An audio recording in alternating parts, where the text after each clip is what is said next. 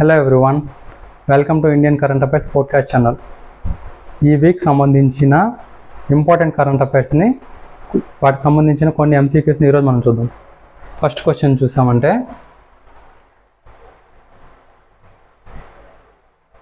Indian coast guard maritime rescue coordination centre MRCC ప్రయోజనం ఏంటి?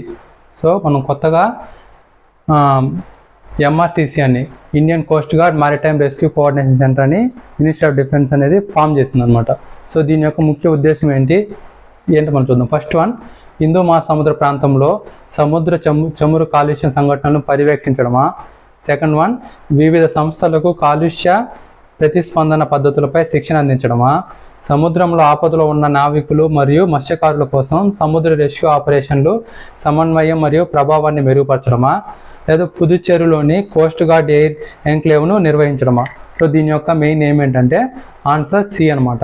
సముద్రంలో ఆపదలో ఉన్న నావికులను కానీ మత్స్యకారులను కానీ రెస్క్యూ చేయడానికి సో ఈ ఎంఆర్సిసి అనేది యూజ్ అవుద్ది అనమాట. మన ఎక్స్ప్లెనేషన్ చూసామంటే, సో సముద్రంలో ఆపదలో ఉన్న నావికులు మరియు మత్స్యకారుల కోసం సముద్ర రెస్క్యూ ఆపరేషన్లు సమన్వయం మరియు ప్రభావాన్ని పెంపొందించడం. చెన్నైలోని ఎంఆర్సిసి అధునాతన కమ్యూనికేషన్ సిస్టమ్లు మరియు సెర్చ్ రెస్క్యూ విధానాలతో ప్రత్యేకత కలిగిన ఉన్నత శిక్షణ పొందిన సిబ్బందిని కలిగి ఉంది. సో పుదుచ్చేరి మరియు దక్షిణ తమిళనాడు తీరం వెంబడి సముద్ర భద్రతలో ఇది కీలక పాత్ర పోషిస్తుంది అన్నమాట ఎంఆర్సిసి అనేది.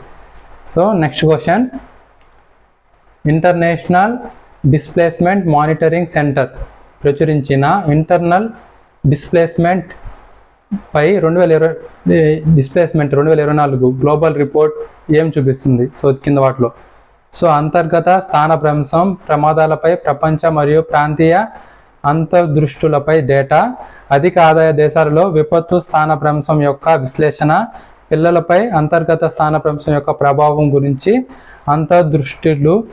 నాలుగోది అంతర్గత స్థానభ్రంశంలో నివసిస్తున్న వ్యక్తుల సంఖ్యపై సమాచారం. So internal displacement report global report అనేది దేని చూపిస్తుందంటే, ఒక దేశంలో ఎంతమంది డిస్ప్లేస్మెంట్ అయ్యారు ఆ ప్రజల సంఖ్యను ఇది చూపిస్తుంది అనమాట. సో ఆన్సర్ 4 అనేది దీనికి కరెక్ట్ ఆన్సర్. ఎక్స్ప్లెనేషన్ చూసామంటే, అంతర్గత స్థానభ్రంశంలో నివసిస్తున్న వ్యక్తుల సంఖ్యపై దీని సమాచారం ఇస్తుంది.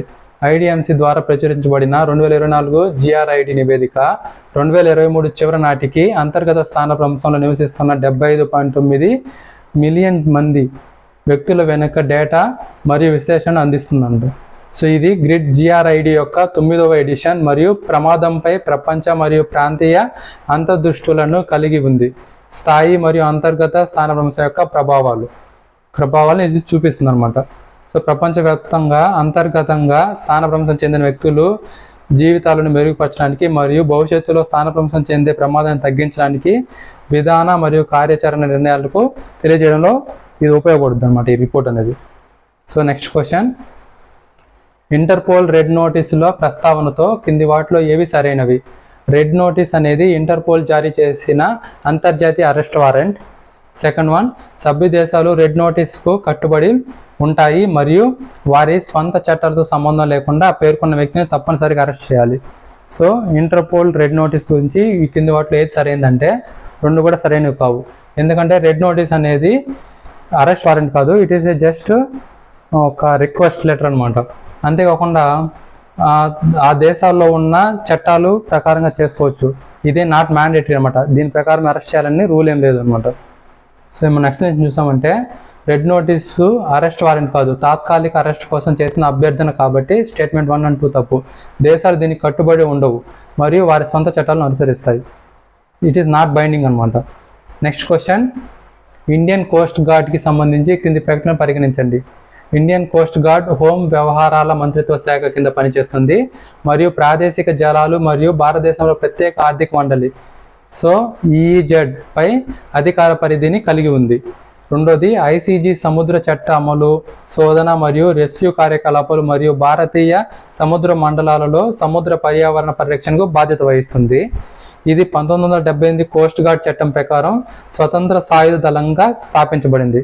సో దీంట్లో ఏది కరెక్ట్ స్టేట్మెంట్ అంటే, second statement, third statement correct.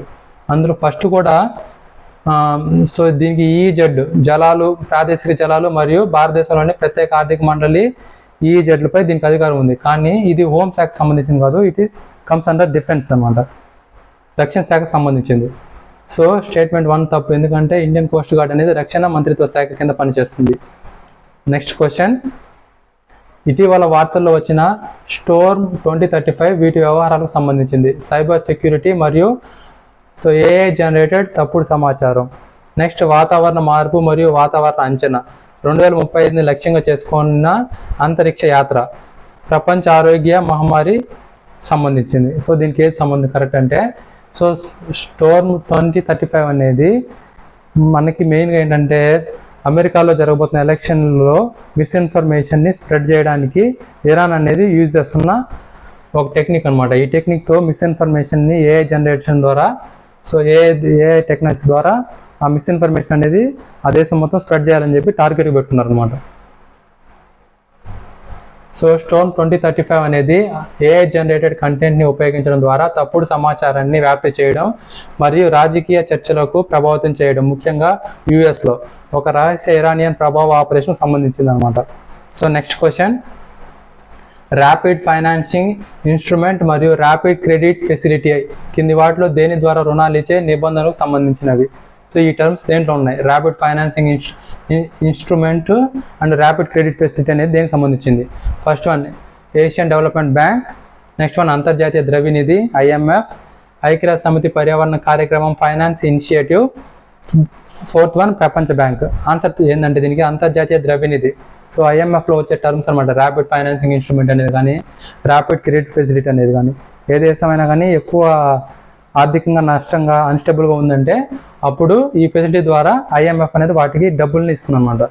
Explanation చూసామంటే, ర్యాపిడ్ ఫైనాన్సింగ్ ఇన్స్ట్రుమెంట్ ఏదైనా ఐఎంఎఫ్ సభ్య దేశానికి అత్యవసరమైన చెల్లింపుల బ్యాలెన్స్ని ఎదుర్కొంటున్నప్పుడు తక్షణ ఆర్థిక సహాయాన్ని అందిస్తుంది అనమాట దీని ద్వారా.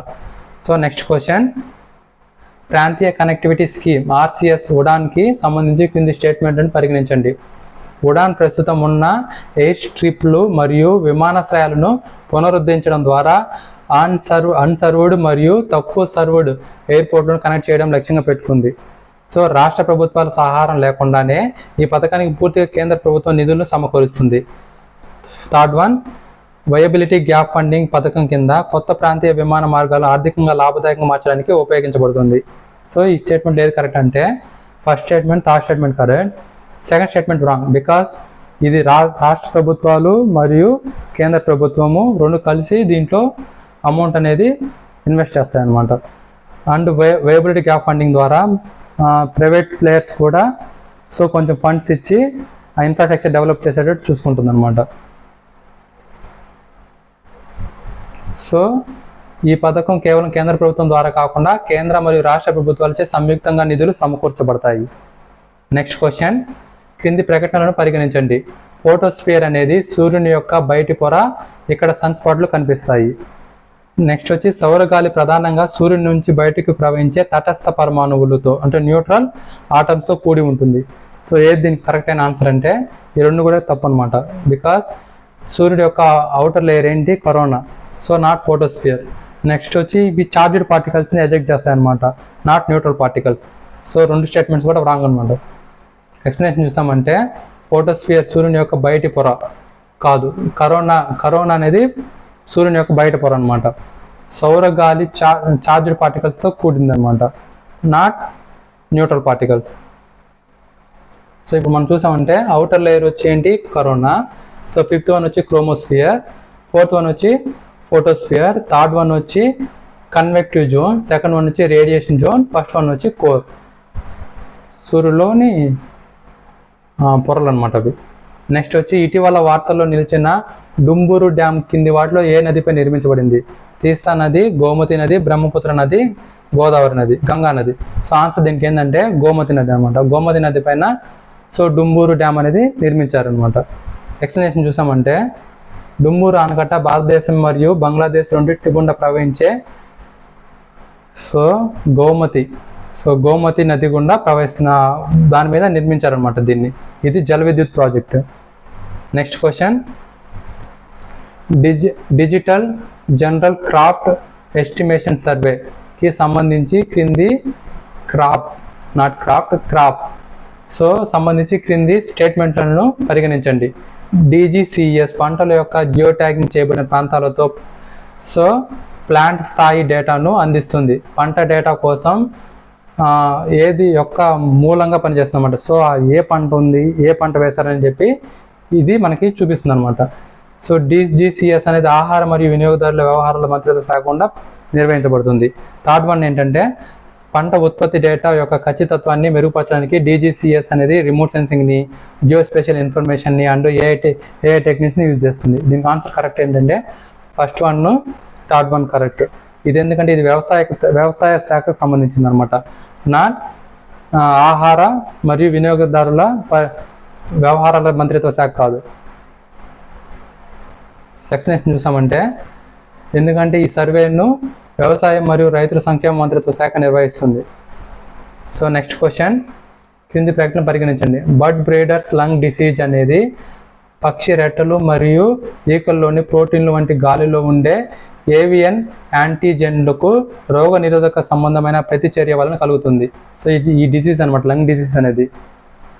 నెక్స్ట్ వచ్చి పక్షుల పెంపకందారుల ఊపిరితిత్తుల వ్యాధి యొక్క లక్షణాలు ఈ ఏవియన్ యాంటీజెన్లకు గురి కావడం వల్ల జ్వరం, దగ్గు మరియు శ్వాస ఆడకపోవడం అనేది. సో ఇవి అనేది లక్షణాలు అనమాట. సో ఏ statement correct? Bird breeders lung disease గురించి అంటే 2 స్టేట్మెంట్ కూడా కరెక్ట్ అనమాట. సో ఇది ఈ వారం కరెంట్ అఫైర్స్ సంబంధించి. Thank you very much.